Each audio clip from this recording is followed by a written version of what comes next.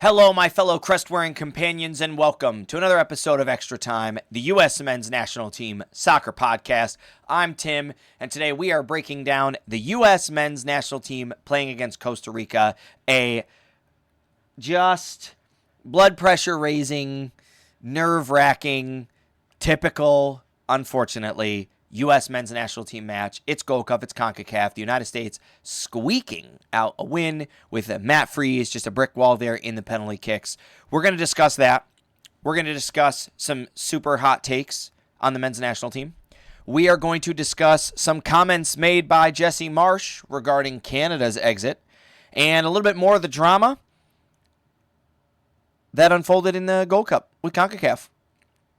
I promise you're not going to be a fan of me by the time this video is over, so you don't want to miss it. Let's get into it.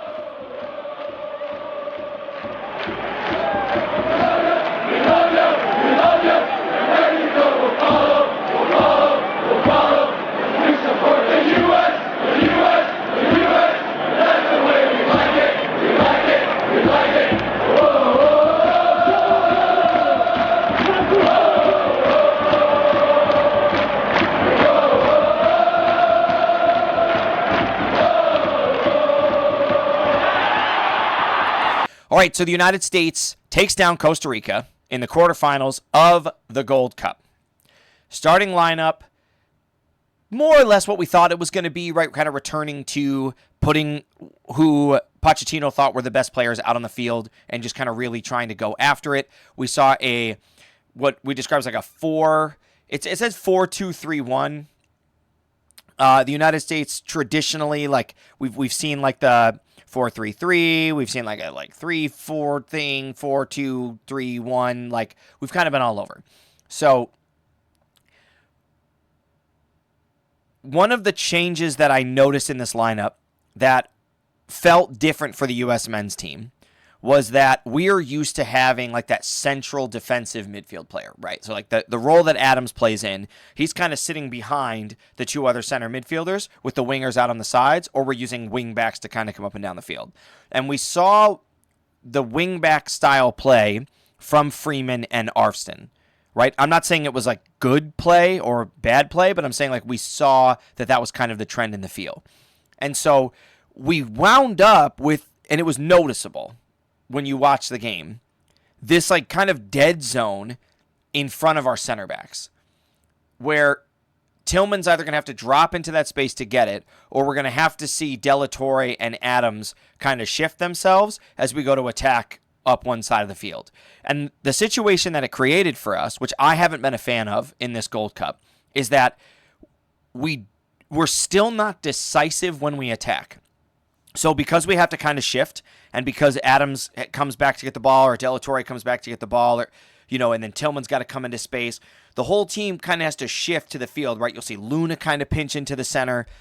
And then with all of us kind of on that side, right, it's kind of like a wave crashing back and forth. As the momentum kind of dies, the ball just kind of comes all the way back into the center, and then we try to kind of go up the other side. And there wasn't any sense of urgency, and there wasn't any, let's try to do something different through there. Now, I shouldn't say never, and I shouldn't say period, because we did have small windows which are just flashes of brilliance. We had balls from Tillman. We had a lot of balls from Luna. We even had De La Torre try a couple of them, where we really tried to play these flat, direct balls through, and we did these 1-2 touches. There was only 3 or 4 of them in the game. The rest of the game was kind of hey, we're just going to keep possession and do these things. But either way, I just wasn't a fan of that style, and I wasn't a fan of where we had the players kind of going after it and stuff. So it was just weird to see. It's just weird. It was just weird to see what we were doing. So in no particular order, my first takeaway from this is look, we got to win. As stressful as it was, as nerve-wracking as it was, we got to win. This game, this is, I was having a conversation with my dad. This is the nature of tournaments like this and of sports like this. When you're an American and you're used to, when you watch football, right? You have moments in the NFL playoffs where you just are what happened? Right? Lamar Jackson plays out of his mind all regular season, and then he gets to the very first playoff game and just dies, right? The Detroit Lions just crush everybody throughout the regular season. They're the best team in the NFL, record-wise, point-wise, offense-wise, defense-wise, you name it. And then they show up in the first round, they just get destroyed, right? When you play single elimination games, single moments matter. Out of the 4 quarterfinal games, 3 of them went to penalty kicks. Mexico was the only team that didn't go to penalty kicks. So these little moments in these games matter. And it makes it really difficult to have meaningful conversations around sort of the quality of the game, right? Costa Rica got dominated. They got dominated by the C-tier team of the U.S. men's national team. This is the moment in the video where people start attacking me in the comments. I'm here for it. This is true. If you look at stats, they were outshot 18-7. We had 4 shots on target. They had 3. Remember, they had a penalty kick. That counts as both a shot and a shot on target. And they had their 1 goal. So there's a shot and a shot on target. Okay? So that means they only had 1 other shot on target all game. And they only had 4 other shots on goal all game. We had 4 shots on target, 2 of them going in. So we had 2 shots on target that resulted in saves. And we had 14 other shots. Possession was 64-36. We had almost twice the number of passes that they did. Maybe not quite almost twice. We had about 200 more passes than they did. Our pass accuracy was significantly better. And the corners were 9-2. All of the possession, all of the momentum, all of the game was in Costa Rica's defensive half. Now, if you take out the final 25 minutes of the game, maybe 30 if we're being generous, that possession feels a lot more like 75-25. And up until that moment of the game, Costa Rica has 1 shot on target, maybe 2. I think it's only 1, though. It might have been 2. 3 shots to what the U.S. has. The way that we came out in the second half, you would have thought this game was going to be 5 or 6-1. I don't know what happened at about 55, 60 minutes. It felt to me like someone from the sideline, like Pochettino, had kind of yelled out some kind of code, and all the players were like passing it around, and they were like, okay, he's telling us to switch. We spent our energy going after and getting it. Now it's time to kind of park the bus, and let's just not lose this game. And you felt it. I mean, the commentators made a note. The friends that I talked to, it was so obvious that something had shifted because it was like they just turned the engine off on the bus, and all of a sudden we were idling. And it wasn't like a few players did it. It was like everybody all at once. All of a sudden, all the wind was out of our sails. All the gas was out. Everything was just completely done. I don't know why that happened. I don't know if it was a tactical thing. I wish I could have been on the bench. I wish I could have been at the field and having conversations with those players. It was bizarre. It obviously wasn't ideal because it put us in a really awkward situation.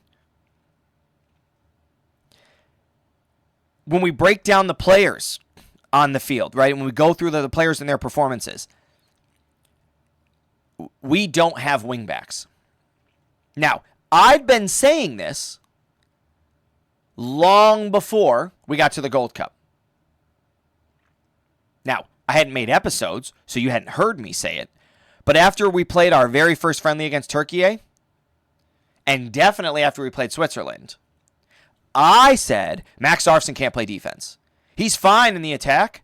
He's very dangerous. I think he'd be like a pretty powerful midfielder, but he just gets lit up all day playing defense all day. Freeman held his own a little bit more, but I think it was because, like, again, if you're thinking about it from a film perspective and from a tactics perspective, if you're watching the team film and you see how poor Arfson is at playing defense and you have a really nasty right winger, like, you're going to attack down that side. So Freeman, I think, escaped with he's just not as weak of a link, or our left wing isn't as great attacking-wise as we are on the right.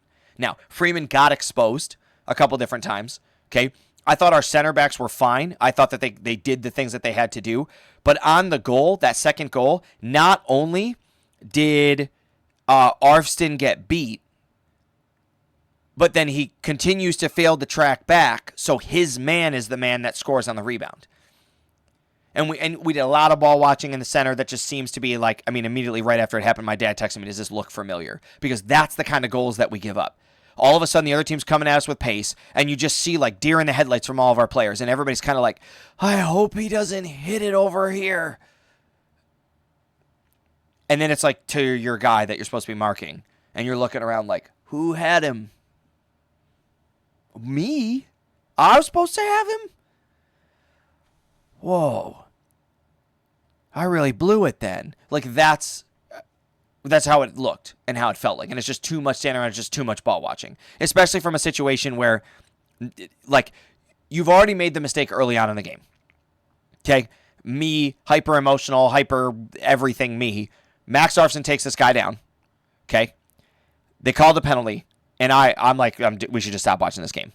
Right? Because this is how it goes for us in CONCACAF matches. This is how it goes for us in games like this that are on the line. We saw it in Copa America. Tim Weah punches this guy in the head. It's his boneheaded decision. It's at like this weird moment in the game where like, why would you do this? Because it's not relevant at all this other stuff. Now, side note for Max Arfson. If you watch the replay, here's the point number 2 in the video where people are going to be upset with me. There's nothing in that challenge. And I think if you go frame by frame, because I did, it's very debatable that the player that he fouled wasn't already on their way down trying to draw that penalty. Because there was very little to no contact, and certainly not enough for me on a replay. There was enough for me live to just immediately call it, right? When he threw that tackle live, I was like, oh my gosh. It's like clear as day, like so blatantly obvious, right? What a penalty. Now, does VAR see enough in it that they can overturn it? Probably not, because if VAR went, well, he kind of made contact, that's not indisputable evidence that it wasn't a foul. But I was surprised at how little was in that challenge, given how quickly and decisively the referee called the penalty. But either way, it's a foul, it's a penalty, they score. So now we have to make a decision. And for the first time, I thought the United States came to life after something happened. My gripe with the men's national team has been every time something happens, we forget who we are. Like, we lose our identity, right? We go up 1-0 and we're like, what's going on? We go down, we get a record. This was the first time, and I'm literally talking maybe the first time in like 3 or 4 years, that I felt like, with the exception maybe of like the Trinidad and Tobago game, but I don't really feel like we knew who we were during that game. I felt like we just kind of went after it. That when we got scored on, well, no, I can't even use the Trinidad and Tobago game because we didn't get scored on in that game. So it's the first time in 3 or 4 years that we got scored on first, and I felt like we actually came to life. We didn't need some kind of lucky goal. We didn't need some, like, we literally came alive and came to life. Now, I've been criticizing Tillman for a very long time. I didn't like Tillman before the friendlies. I didn't like Tillman when he was featured in friendlies last year in this. I don't think he's good. I think he'll make a spot on the roster. I think he will be at practices. I think he will be like maybe the third guy deep in a central midfield spot. I don't think he'll see playing time at the World Cup. I don't think he's good enough to see playing time at the World Cup. There's too many things he can't do. Does he score a goal for us? Sure. He scores goals for us. He finishes. And he's finished well. The header that he scored was quality. We haven't had a lot of strikers up in that spot who are going to finish in this. But if you think Tillman is going to get a playing spot over Folarin Balogun, over Ricardo Pepi, over Christian Pulisic, over Yunus Musa, over Timothy Weah, over Giovanni Reyna, over Tyler Adams, it's not going to happen. Like, it's just not. And then at that point, you're still competing with like Johnny Cardosa, who's like kind of in the same boat as him. We're not even considering Gianluca Buzio. Weston McKennie, if he can get back. Like, there are just so many players that we're thinking about. So I'm not I get that earthquake. I'm not a massive fan of Tillman. I don't think that his awareness is very good. I think he makes really boneheaded decisions, both in difficult moments, but more importantly, in very simple moments. Like, really easy, like, just hit the ball to your teammate, and it, like, either we dribble too much or we just kind of hit a hospital ball to nobody. And, like, when it matters and when it counts, it's just too many mistakes. And there's too many little things that we're not doing. Then we see him miss this penalty. Right? I don't care that he goes on to score in the penalty kick shootout. Right? I get it. Penalties are hard. He wraps his foot. He gets a goal going the other way. Like, I get it. He drew the foul. He played the ball. I get it. He's just not any good. he's fine that he's one of the better players that we have on the field right now. I think everybody has to remember this is our C team. Malik Tillman is a B player. So he's fine. He's doing things overseas for his club team that are fine. Fine doesn't win the World Cup. Fine isn't going to beat the likes of Spain, Argentina, England, Germany, and the like. It's not going to do it. Fine is barely beating CONCACAF teams.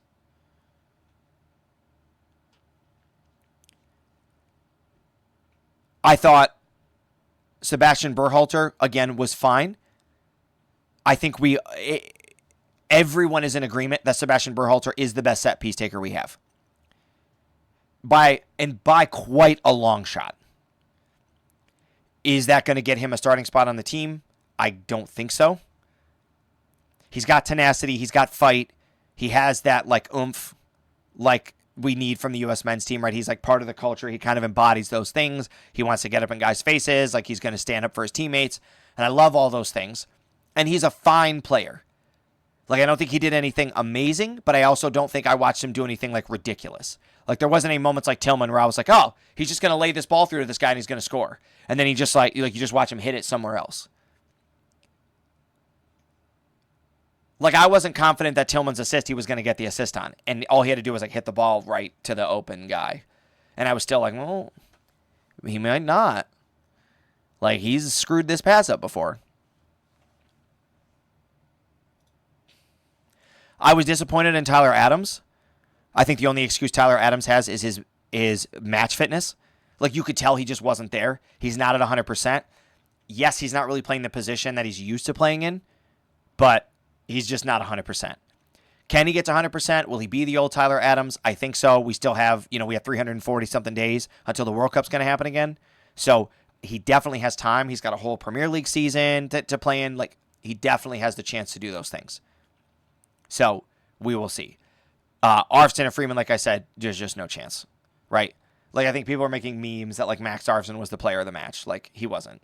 That had to be a joke. If that's serious, like it's insane. Matt Freese was the man of the match, like unanimously. Non-soccer fans who watched the game would have been like, well, the dude saved 3 penalty kicks. He's the only reason we won. Players who I thought stepped up and impressed this game, Diego Luna, obviously. Diego Luna, I think, is the only player on this team that arguably not only has a spot, like a guaranteed spot on the World Cup roster, is fighting for a starting spot in the starting 11.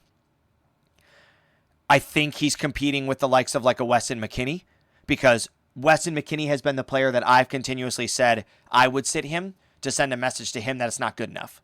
Like if you're going to play for the national team, like you have to be better, right? Same with like Giovanni Reina. Like Luna gives me Giovanni Reina feels. He doesn't have like he's close. He's got like the cute little passes and he can hit the nice shots and the flicks and he's got great vision and he's got great hustle.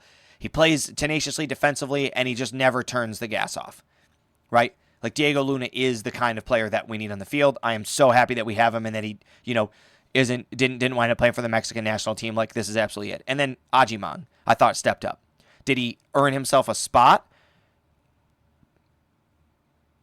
Maybe. If you were going to say we need a big guy up front, I think I'm taking him over Haji Wright. But it's close. It's super close. It is a super close toss-up. I thought Chris Richards was fine. I thought Tim Ream was fine. And then the subs that we had coming in, the subs were just kind of weird. Like, they just really bizarre. Like, we're going to sub a bunch of guys just so we can take penalty kicks. So, like, Brian White probably doesn't come in if we're winning. Like, not in the capacity that he came in, right? Brian White might come in and get, 3 garbage minutes. Same with Damian Downs, right? They might just pick up garbage minutes. Jack McGlynn has been fine, and, John Tolkien has been fine, right? Those are, really quality, B or B minus players that I think in 4 years have the ability to be competing for a starting spot. They give me Benny Feilhaber feels where it's yeah, you're there and you're playing and you're okay, but you're not wowing anybody.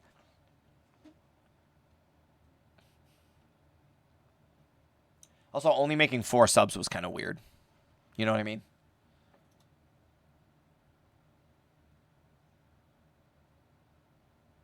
I think it's really crazy that Fox has different stats. Fox has 19 shots on goal with 4, but the corners were the same.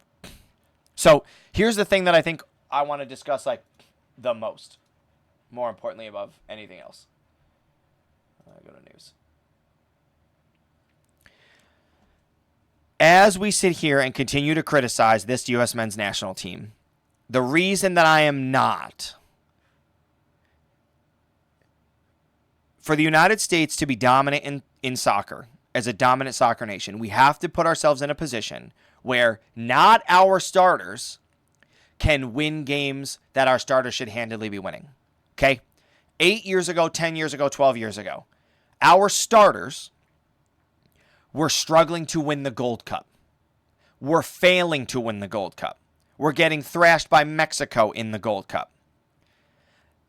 The last couple cycles, we have had our starters handedly win the Gold Cup.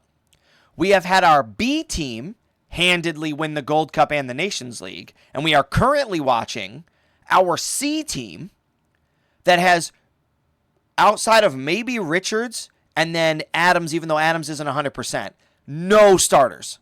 None. None of the players that we would be seeing on the World Cup team. And we're not even playing guys that were on the bench when the starters were on the field.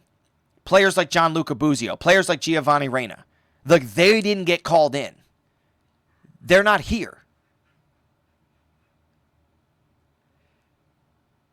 So we have to give credit where credit is due when we're watching sides like Costa Rica, like Guatemala, like Honduras, like Panama, like Jamaica, play most of their A team. If you looked at Canada's roster, Canada has significantly more of their A players than we do. They fell to Guatemala. If we had fallen to Costa Rica, you wouldn't have been able to say, well, we're in the same boat as Canada. We're in a situation, and I mentioned this before, it's like bringing JV guys to a varsity game. If your JV players hang in there and win, you're like, dang, man, these guys are good. And if your JV players lose, you're like, well, you better have beat them. They're JV guys. You guys are varsity, right? Jesse Marsh. We're missing nearly half of our group. Jesse Marsh cited that the missing players on his roster are the reason that Canada flamed out of the CONCACAF Gold Cup. Well, no, that's not why. Unfortunately, the reason why is because you had Schaffelberg make 2 boneheaded decisions, and he got a red card. And it's CONCACAF, so all it takes is one moment, and that's what we saw, right? But the other thing that I want to point out is that when Canada won World Cup qualifying, my brother and I were over here saying they're not that good. But they put the stats up, but they put the things up. They're not that good. So here's Canada with probably their B team, right? I'll be fair. They're probably their B team. But they have starters, right? Not having Alphonso Davies is certainly a massive impact. He's one of the best players in the world, right? And he's not there.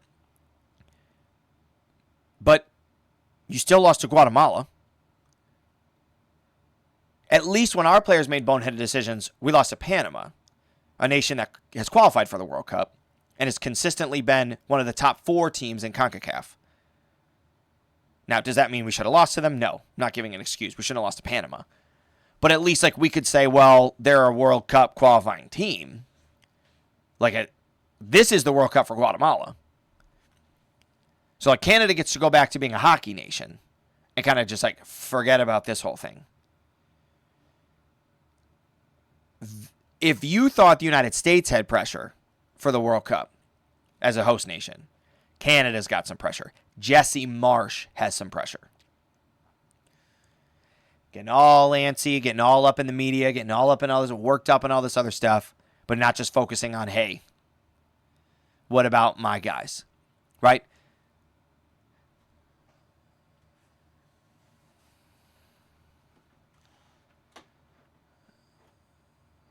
If I'm honest, we're missing half our group, and that's not an excuse.